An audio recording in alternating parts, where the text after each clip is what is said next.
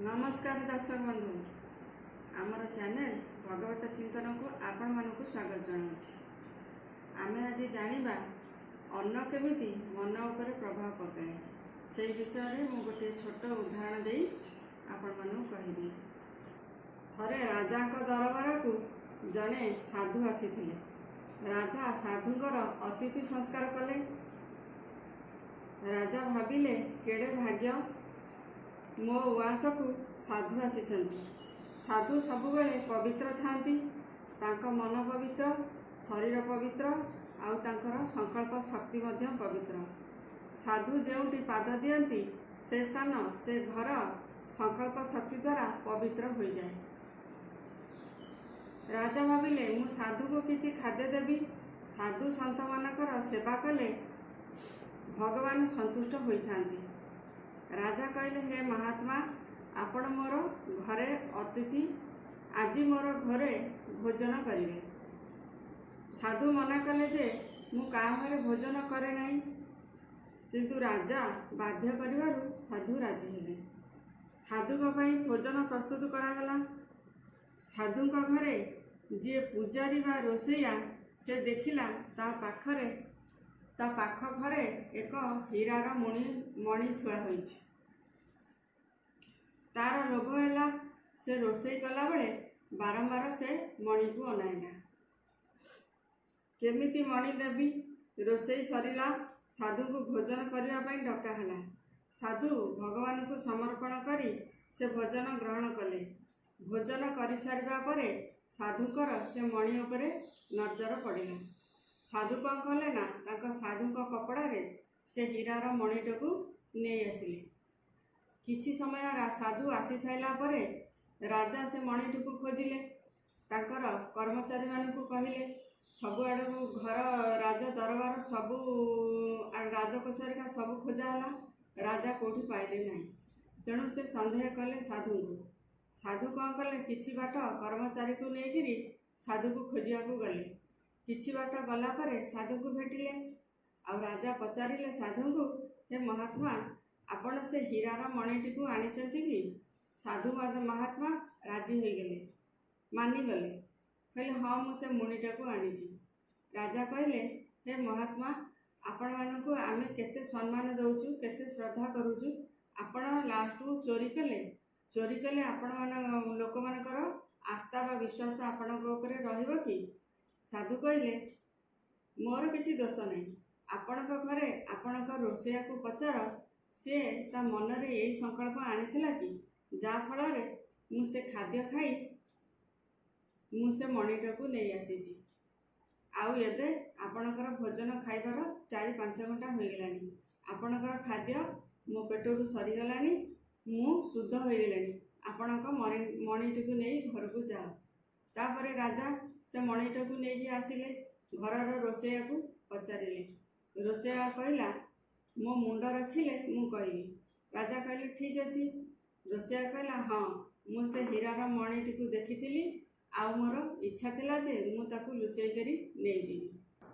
देखतु बंधुगण, संकल्पर प्रभाव केमिति साधुंग उपरे पड़िला।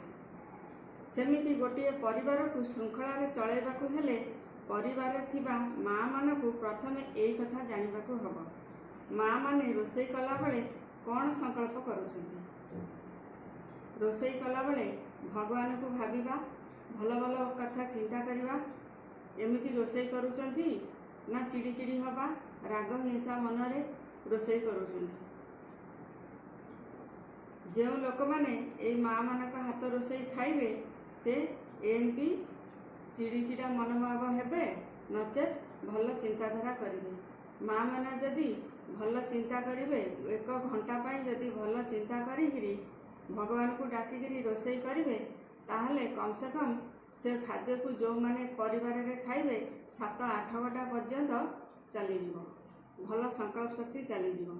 आ माँ माने जदि चिड़ीचिड़ा मनोभाव रखी मनरे नेगेटिव चिंताधारा करी रोसई करिवे, ताले सेई परिवार उपरे पड़िबो।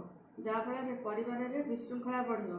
माने रोसई कला बेले प्रथमे संकल्प शक्ति केमिति रखिबा उचित से भाविबा उचित।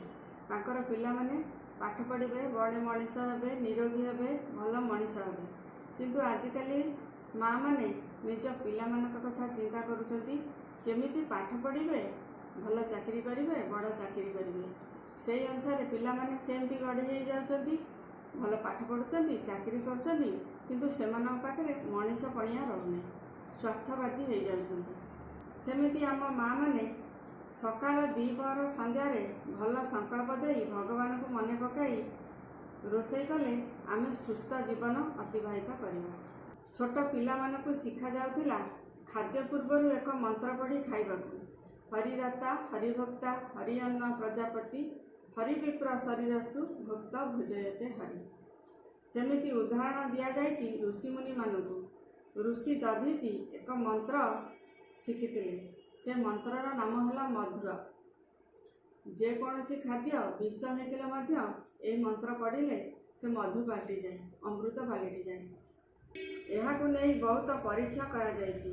2टा बोतल पानी गोटे बोतल को भल भाइब्रेशन देले आ गोटे बोतल को नेगेटिव भाइब्रेशन देले भल भाइब्रेशन देइतिबा बोतल पानी पी जो माने पीले से ताको भल व्यवहार देखाइले जो थे नेगेटिव भाइब्रेशन थिला से पानी पी से पिला माने चिड़चिड़ा मनोभाव हेले। आमे जानिलु जेमिति अन्न सेमिति मन जेमिति पानी सेमिति पानी अन्नर प्रभाव आम मन उपरे प्रभाव पकाई थाए।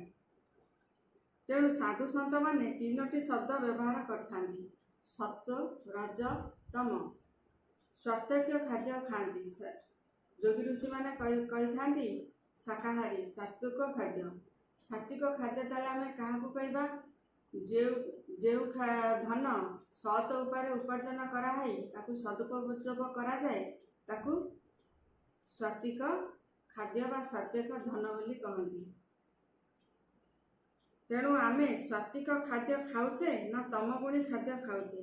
सात्विक खाद्य खाइले मन पवित्र रुहे चित्त शुद्ध रुहे। शरीर को तामसिक खाद्य देले बा आमिष भोजन शरीर को कराइले शरीर रे आसुरिक प्रवृत्ति जात हुए जहाँ खबर कागज मानक पृष्ठारे प्रथम पृष्ठारे छपा जाउछि।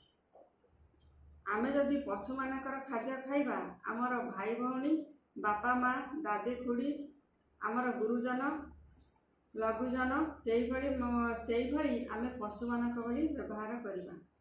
मनीषर शक्ति को घोड़ा सहित तुलना करा जाइछि। घोड़ा कौन खाए घास किबा कोलथ। अमेरिका डाक्तर सीवीमेट से लिखिं शाकाहारी लोक को टाइफॉइड रोग खूब कम होता है। विश्वविख्यात जॉर्ज बनारस जड़े लेखक से निरामिष खाऊले। डाक्तर हेड मांसाहार कले शक्ति मिले नहीं मांसाहार कले उत्तेजना मिले।